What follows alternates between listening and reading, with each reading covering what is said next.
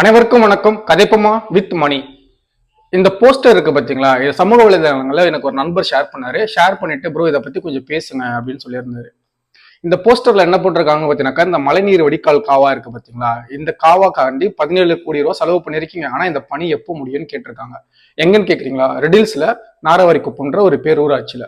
அது மட்டும் இல்லாம பாத்தீங்கன்னாக்கா, இந்த ரெடில்ஸ் போலீஸ் ஸ்டேஷன் டு ஒரு குறிப்பிட்ட ஜங்ஷன்ல வந்து அங்க மழைநீர் தண்ணீர் வந்து ரொம்ப அதிகமா தேங்குது. அது வந்து காவா தண்ணியோட சேர்ந்து அங்க இருக்க மக்களுக்கு அதிகமான நோய்கள் வந்து உருவாகுது. இதை எப்போ சீர் செய்வீங்க அப்படின்ற மாதிரி கேள்வி எழுப்பி இந்த போஸ்டர் வந்து அந்த பகுதி முழுக்க ஒட்டியிருக்காங்க. இதை ஒட்டினது யாருன்னு பார்த்தீங்கன்னாக்கா, பகுஜன் சமாஜ் கட்சியோட திருவள்ளூர் கிழக்கு மாவட்ட செயலாளர்கள் ஒட்டியிருக்காங்க. அந்த பகுதி எங்க வருதுன்னு பாத்தீங்கன்னாக்கா, இந்த நாரவாரி குப்பம்ன்றது ரெடில்ஸ்ல இருக்கிற ஒரு பேரூராட்சி. இந்த ரெடில்ஸ் வந்து மாதவரம் சட்டமன்ற தொகுதிக்கு கீழே வரும்.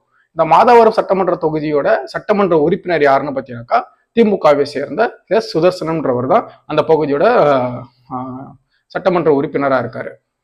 அவர் எப்ப வந்து சிட்டிங் எம்எல்ஏவா இருக்காருன்னு பார்த்தீங்கன்னாக்கா, 2016 இருந்து இப்போ வரைக்கும் அவர் தான் எம்எல்ஏவா இருக்காரு. கடந்த முறை எதுவுமே பண்ணலையான்னு கேட்டதுக்கு அப்போ எங்க கிட்ட பவர் இல்லைன்னு சொல்லியிருக்காரு.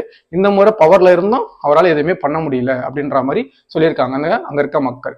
2016க்கு முன்னாடி யார் அங்க மினிஸ்டர் இருந்திருக்காங்கன்னு பார்த்தீங்கன்னாக்கா, மாதவரம் வி மூர்த்தி. அவரு வந்து என்ன பண்ணியிருக்காருன்னு பார்த்தீங்கன்னாக்கா, அந்த பகுதி மக்களுக்கு தேவையான உதவிகள் அதெல்லாம் பண்ணியிருக்காரு 2011 டு 2016 வரைக்கும். அவர் அப்போ பால்வளத்துறை அமைச்சராக இருந்திருக்காரு. மக்களுக்கு முடிஞ்ச அவ்வளவு நலப்பணிகளை செஞ்சிருக்காருன்ற மாதிரி அந்த பகுதி மக்கள் சொல்றாங்க. ஸோ இவரு கடந்த 10 வருஷமா அந்த பகுதியோட சட்டமன்ற உறுப்பினராக இருக்காரு.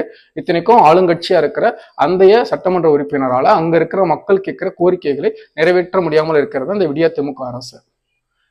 ஸோ இது நமக்கு வந்து சமூக வலைதளங்கள்ல இருக்க ஒரு பிரச்சனை.